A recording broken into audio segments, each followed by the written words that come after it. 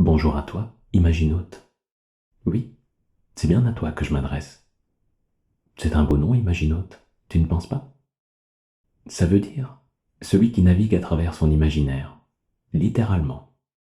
Et c'est exactement ce que je te propose aujourd'hui, à travers cette séance d'hypnose guidée, d'explorer ton imaginaire, sa richesse, sa beauté. Bien sûr, je vais te guider. Ce sera donc un peu moins spontané que lorsque je fais une séance en direct avec quelqu'un et que je peux m'adapter à son monde intérieur. Mais rassure-toi, l'inconscient possède certains niveaux communs à tous les êtres humains. On appelle ça l'inconscient collectif en psychologie. Peut-être que tu en as déjà entendu parler. Eh bien, c'est ce niveau-là de l'inconscient que nous allons visiter ensemble. Je serai ton guide dans ce voyage, car je connais bien ces régions secrètes. Je les ai longtemps arpentées, moi-même, en auto-hypnose. L'objectif de cette séance? Il n'y en a pas. Et il y en a plein en même temps. Ce que j'aimerais en fait, c'est que tu autorises ton inconscient à puiser ce que bon lui semble dans ce voyage. Ça peut être de la sérénité, de la force, de la sagesse, ou plein d'autres choses encore. Car tu verras, quand on donne carte blanche à son inconscient, quand on lui fait confiance, il sait choisir ce qu'il y a de meilleur pour nous. Et si tu joues le jeu, tu pourras même être surpris des changements positifs qui s'opéreront en toi après cette belle expérience hypnotique. D'ailleurs, ton conscient a même le droit de décrocher pendant cette séance, voire même de s'endormir à certains moments. Car ton inconscient, lui, continuera toujours à m'écouter en arrière-plan. Mais tu peux également profiter de ce voyage en étant pleinement conscient de celui-ci. C'est toi qui choisis. Alors, qu'en dis-tu? On y va? Super. Eh bien, installe-toi le plus confortablement possible. Ce sera encore plus agréable. Ferme les yeux si ce n'est déjà fait. Détends-toi. Prends une profonde inspiration. Et en soufflant, tu descends à l'intérieur de toi-même pour cet agréable voyage imaginotique qui commence. Et c'est parti.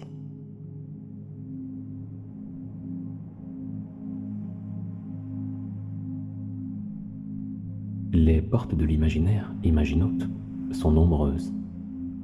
Celle que je t'invite à emprunter aujourd'hui est celle du phare mystérieux, l'une de mes préférées. Imagine un phare ancien, là-haut, sur des falaises de marbre, faisant face à des eaux froides et salées qui se répandent à l'infini, scintillant sous un majestueux soleil rougeoyant. C'est là que je me rends lorsque je médite, lorsque je cherche des forces supplémentaires à puiser dans les ressources infinies de l'âme. C'est là que tu te trouves en ce moment même, contemplant ce paysage serein, profitant des rayons du soleil qui viennent réchauffer ton corps et de la brise aux senteurs iodées qui vient caresser ta peau et emplir tes poumons d'un air pur et vivifiant. Tu peux même sentir le goût du sel marin que l'air est venu déposer sur tes lèvres. Haut, dans le ciel, on entend le cri des mouettes qui rentrent vers le rivage. Et en bas des falaises, le bruit des vagues venant s'écraser sur les rochers remonte en écho jusqu'à tes oreilles. Tu te sens bien, comme si tu ne faisais qu'un avec ce paysage, et que tu pouvais ressentir chaque chose de ce lieu, et que chaque chose de ce lieu pouvait te ressentir, toi.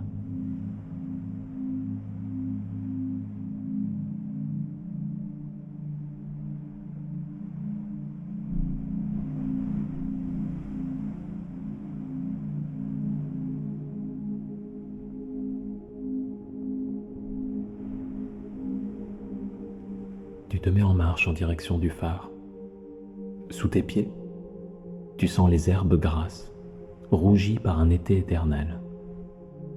Et à chaque pas te rapprochant de ce phare, ton souffle devient plus long et la respiration plus profonde. Les tensions de la journée, peu à peu, s'évanouissent, comme si elles s'évaporaient de ton corps et glissaient en une fine vapeur rosée jusqu'au sol. Une vapeur que ces herbes rouges aspirent pour s'en abreuver. Alors, toujours plus léger, le corps détendu et le cœur serein, tu arrives jusqu'à ce haut phare. La porte en est ouverte. Elle donne sur une pièce à la lumière tamisée et aux odeurs de rouille et d'humidité. Tu y pénètres. L'air y est frais et légèrement humide. Le bruit extérieur des vagues et des mouettes est plus étouffé en ce lieu. On le distingue à peine. Au-dessus de toi, un escalier blanc s'élance en spirale jusqu'aux hauteurs invisibles du phare. Mais le centre de cette pièce s'ouvre sur un autre escalier, étroit, métallique, à colimaçon, qui plonge et s'engouffre dans les entrailles de la terre. C'est celui-là qui te concerne. Tu l'empruntes, empoignant la rambarde froide d'une main sûre. Les marches, peu à peu, résonnent de leurs échos métalliques, et l'escalier entier, au rythme des battements de ton cœur, se met à balancer légèrement de gauche à droite, peu stable. Mais tu as confiance en sa solidité. Ce balancement, d'ailleurs, possède quelque chose d'apaisant, de familier, d'hypnotique. Tu aimes à le sentir, car plus tu descends cet escalier, plus cet état de clairvoyance et d'éveil s'amplifie en ton âme, comme si ton esprit s'affranchissait des limites du corps et dépassait les frontières du monde réel. Comme si une partie de toi fusionnait avec l'univers, te rendant plus perceptif, plus éclairé, plus placide. Mais plus la descente se poursuit, plus la nature même du temps et de l'espace semble s'altérer, comme si cet escalier se rétractait, puis s'allongeait, sans fin, tels les mouvements onduleux de l'accordéon de quelques géants. Mais tu sais que bientôt tu seras arrivé au terme de ce dernier. Il me suffit de décompter de 10 jusqu'à 1 pour que, à chaque chiffre, tu approches de la fin de cet escalier. Décompter pour se déconstruire également, car à chaque chiffre les voiles de la raison s'amollissent puis s'évaporent, passant de la bure épaisse à la vapeur fugace, libérant les potentialités infinies de ton âme, tel un charme salvateur. Et je décompte pour toi, à voix haute. 10. L'escalier s'étend. 9. Tu descends toujours plus bas. 8. Vers un éveil toujours plus grand. 7. Une pleine conscience globale. 6. Toujours plus profondément. 5. L'escalier se rétracte peu à peu. 4. Les pensées se fluidifient. 3. Passant de toile électrifiée à substance liquide. 2. Liquide créateur, grandes eaux originelles. 1. Et l'escalier se termine. Il aboutit à une grande porte métallique au boulon ruisselant de traînées rouilleuses, avec un poussoir mécanique en son centre. Tu appuies dessus, faisant levier de ton corps. Et aussitôt, alors que la porte s'ouvre, il se crée un puissant appel d'air entre l'extérieur et les profondeurs de la terre. Une bourrasque pénètre l'obscurité, telle une onde puissante, te soufflant au visage et soulevant la poussière du sol en un tapis brumeux qui retombe aussitôt. Alors, des entrailles labyrinthiques de ces souterrains, de lointains cliquetis se mettent à résonner, et l'écho, timide au début, gagne en intensité et se rapproche peu à peu, tel le son d'une grêle de gouttes métalliques. Au fond de toi, tu sais de quoi il s'agit. Ce sont toutes les portes de l'inconscient qui s'ouvrent, les unes à la suite des autres, depuis les régions les plus reculées de l'âme. Et c'est comme si ton corps et ce lieu étaient intimement abriqués. Car à chaque respiration, à chaque nouveau battement de cœur, tu sens un nombre croissant de cadenas sauter, les serrures se déverrouiller et de nouvelles portes s'ouvrir. Alors, peu à peu, une contre-bourrasque surgit des ténèbres et vient se déverser dans les couloirs de l'être. Ce souffle d'imagination provient des plus antiques niveaux de l'âme, portant dans ses tourbillons légers des fragments de souvenirs d'autres âges, des notes de mélopées ancestrales, les arômes des premiers jardins fleuris de l'humanité. Tous ces vents, ces souvenirs, ces sons, ces couleurs qui se mêlent et s'entremêlent, continuant leur course folle, s'amplifient et s'accélèrent toujours davantage en se rapprochant du cœur de ce dédale de sombre granit. Là, en une déferlante bourrasque, ils arrivent de toutes directions, jusque dans une salle tellement haute qu'on n'en aperçoit qu'à peine le plafond. Une salle atlantéenne, immense, au fond de laquelle se trouve la dernière porte encore fermée de l'inconscient. Une colossale porte de corne couronnée d'une arche de pierre noire luisante.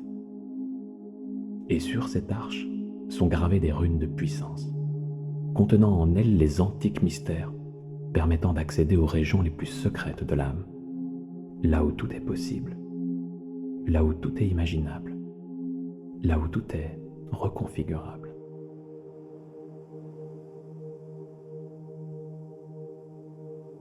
Est-ce sous l'action de ces runes, de ces charmes anciens, que ces vents se concentrent jusqu'à cette porte de corne? Ils semblent s'illuminer, s'animer, prendre forme et tresser de leur tourbillon la main colossale de quelques géants invisibles. Puissants, battants, compacts, déterminés, ils fondent sur cette porte et la font trembler, faisant vibrer le sol de cette salle. Puis, plus vivants encore, ils la poussent de leurs doigts venteux. Elle s'ouvre lentement, puis encore plus, et davantage encore, jusqu'à découvrir l'escalier secret qu'elle cache de l'autre côté de son seuil. Un second escalier, de marbre cette fois-ci, aux reflets bleutés et torsadés, tels ceux des rayons de lune caressant l'onde légère d'un étang serein, tels ceux encore que l'on pourrait voir danser au fond d'une profonde et secrète caverne sous-marine. Car de la caverne sous-marine, le lieu possède également les échos, comme si des gouttes d'eau s'échappaient du haut d'un stalactite dans quelque antichambre que cache l'obscurité. Et en dehors de ces bruissements d'eau, résonnent des pas incertains, imaginotes, tels des ondées projetées sur les parois luisantes, tandis qu'à tes tympans résonnent les battements de ton cœur, un peu plus fébriles qu'à l'accoutumée.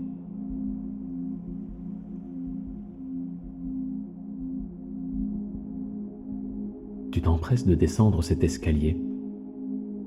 L'air y est humide et tiède, portant en lui des odeurs d'algues et de champignons. De l'eau s'écoule depuis les stalactites jusque sur les marches glissantes que tu descends avec précaution. Tu descends, descends, descends. Enfin, l'escalier déboule sur une large terrasse de pierre grise, ou plutôt un quai à l'ambiance brumeuse d'un dock britannique d'un autre siècle. Car les dalles de pierre luisante se terminent sur une vaste étendue d'eau noire, saupoudrée de vapeurs dansantes. À ce quai étrange, un grand navire mystérieux semble t'attendre. Un trois-mâts fantomatique, semblable à ces vaisseaux pirates qui abondent dans les innombrables récits d'aventure de la littérature humaine. Le navire semble ancien, héritage d'une gloire passée, mais reste beau à voir. Sa figure de proue est une élégante sirène, arborant fièrement sa poitrine nue. On peut même deviner, sous l'usure saline, sous les coquillages rugueux et sous les algues aux odeurs puissantes, les anciennes couleurs et dorures qui devaient rendre autrefois ce navire éclatant. Depuis celui-ci, un ponton de bois se déplie jusqu'au quai. Tu t'en approches, imaginote, et tu l'empruntes, montant à bord du vaisseau. Sur le pont, des figures spectrales, éthérées, semblent vaquer à leur occupation, sans même te remarquer. Elles ressemblent à des fragments de mémoire d'une époque révolue, où ce navire était bien plus animé. Mais, plus loin sur le pont, se dresse une figure trapue et massive qui, elle, t'attend. Il s'agit du capitaine du navire, un flibustier énigmatique entouré d'un pâle halo de magie. Est-il vivant? Est-il mort? Est-il humain? Ou une créature d'une race cosmique antérieure à l'humanité? Impossible de le dire. Dans le clair-obscur de l'endroit, le mystérieux capitaine s'avance d'un pas vers toi et te tend une main solide et noueuse. Tu la lui serres, en témoignage de respect. Elle est froide et calleuse. Et on peut presque deviner un sourire se dessiner sur le visage buriné du boucanier. Puis, celui-ci, d'un geste de la main, t'invite à prendre tes quartiers et à profiter du voyage. Il siffle entre ses dents spectrales, et le navire tout entier, comme s'il était soudainement animé de vie, se met en branle. L'ancre est relevée, les voiles sont dépliées, et le bateau se met en mouvement sur les eaux froides et brumeuses, s'éloignant du dock qui disparaît bientôt de ton champ de vision.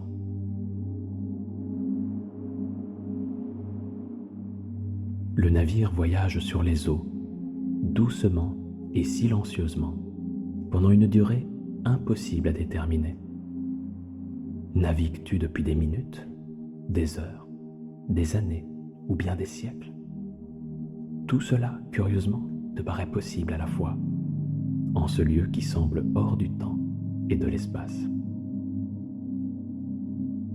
La brume qui recouvre cet océan mystique, elle, se fait de plus en plus dense. Elle contribue certainement à cette perte de repères. De temps à autre, celle-ci s'ouvre un bref instant seulement sur un pan de ciel aux couleurs irréelles. C'est suffisant pour que tu devines, imaginote, que tu es bien loin de ta réalité habituelle. Puis, parvenant au bout de cette traversée fantasmagorique, les vapeurs s'effilochent peu à peu et deviennent ténues. Alors, la silhouette d'une île majestueuse se détache à l'horizon. Le temps s'éclaircit à mesure que tu t'en approches, devenant aussi chaud et agréable qu'un doux soir d'été. Pourtant, aucun soleil ne brille sur cet océan mystérieux. Seulement une infinité d'étoiles lointaines couvrant la voûte céleste de leurs scintillements poétiques. Les odeurs florales enivrantes, venant des profondeurs de l'île, montent jusqu'au ponton du navire effleurer tes narines. Chèvrefeuille, jasmin, lilas, rose et mille et une autres encore. Elles témoignent de la végétation foisonnante et variée de l'île. À l'horizon, entourée de nuées d'oiseaux multicolores, se dresse une colonne cyclopéenne, haute comme le ciel lui-même. En observant bien, tu peux voir qu'il ne s'agit pas d'une colonne mais d'un arbre immense, grand comme une planète, plus grand encore, car il s'agit de l'arbre cosmique qui soutient l'univers tout entier dans ses branches de pure énergie. Et ce qui t'était apparu tout à l'heure comme des étoiles n'était en réalité que les feuilles de ce grand arbre vénérable. Cette île, ton âme la connaît bien. Il s'agit de la belle Ogunisken, née de la glace et du feu, au commencement de toutes choses. Havre de paix, et domaine de la déesse mère, Baba, toute première née de la race des dieux. Mais c'est également l'endroit où se trouvent les 4 sources cosmiques qui abreuvent les racines du grand arbre de leurs eaux magiques. Et c'est là le but véritable de ton voyage, Imaginote. Tu as voyagé jusqu'à cette île merveilleuse pour choisir une des 4 sources et y baigner ton corps et ton âme. Car ces sources ont des vertus bien spécifiques, pouvant exaucer tes souhaits les plus intimes et changer le cours de ta destinée.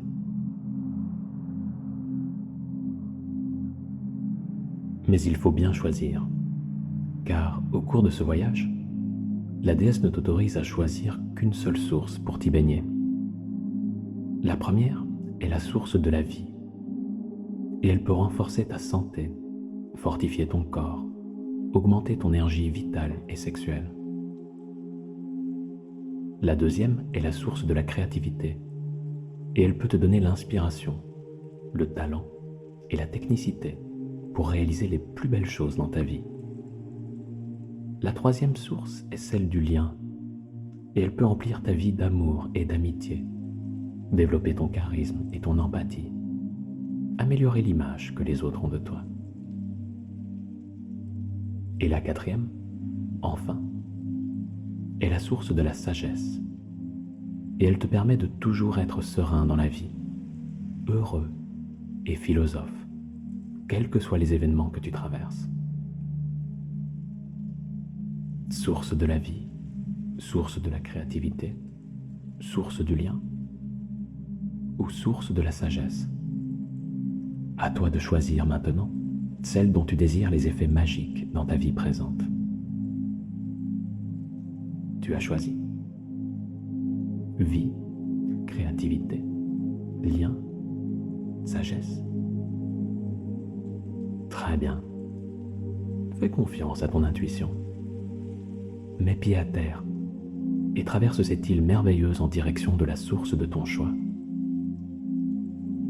Elle est là. Elle se trouve juste au pied du grand arbre cosmique. Tu y parviens. Te voici au bord de ta source. Les eaux vives qui jaillissent de celle-ci lui donnent l'air d'une marmite bouillonnante. Pourtant, l'eau y est à une agréable température. Et les bulles qui pétillent à sa surface ne sont que des pépites d'air pur provenant des profondeurs de l'île. Tu penses très fort à tes désirs, à la vertu de cette source. Et, ce faisant, tu te dévais et commences à te baigner dans ces eaux. D'abord un orteil, puis 2, puis le pied tout entier. Le deuxième, les jambes, le bassin, le haut du corps et enfin la tête que tu plonges tout entière dans ces eaux merveilleuses. La sensation que celle-ci te procure est divine. C'est comme si chaque partie de ton être était purifiée et régénérée par elle, mais dans une substance nouvelle, supérieure, grâce aux vertus magiques de cette source que tu as choisie. Tu peux véritablement ressentir la force de ces eaux investir chaque partie, chaque recoin de ton être, et améliorer celui-ci, l'élever, le parfaire. Ton corps, ton esprit et ton âme, peu à peu, sont intégralement purifiés et régénérés par les eaux sacrées. Car c'est comme si celui-ci était lavé par ces eaux, en même temps que toi, et que toutes ces imperfections, ces nœuds, ces aspérités, se voyaient gommées par le pouvoir magique de ces eaux primordiales. Tout ce qui te paraissait pénible et lourd jusque-là devient peu à peu léger et insignifiant. Et, au contraire, toutes les choses belles, utiles et agréables pour toi deviennent encore plus belles, plus utiles et plus agréables. Comme si tout ce qui compte vraiment venait enfin de prendre sa juste place dans le champ de tes perceptions, sans autoriser la moindre parcelle aux diverses pollutions de la vie.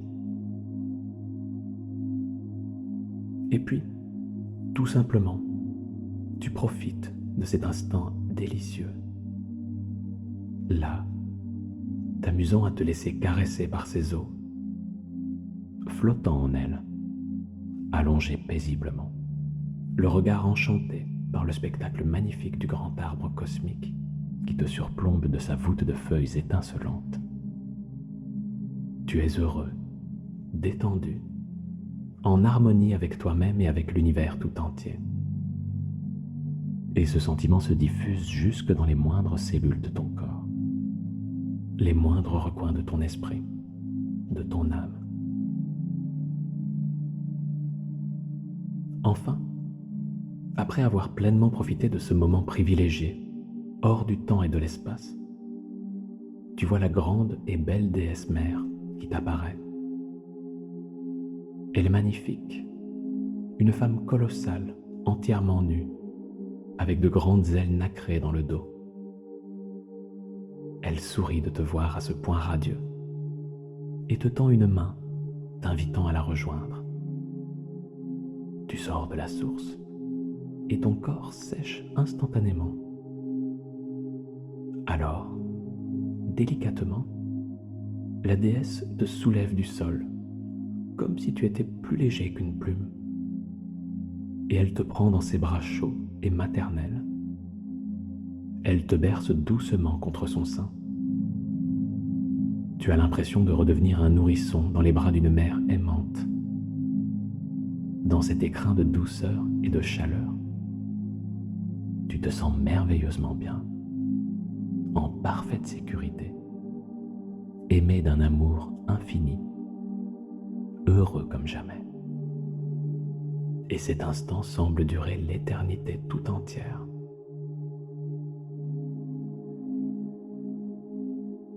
Mais à un moment, il te faut pourtant quitter la belle île d'Ogunisken et sa bien-aimante protectrice.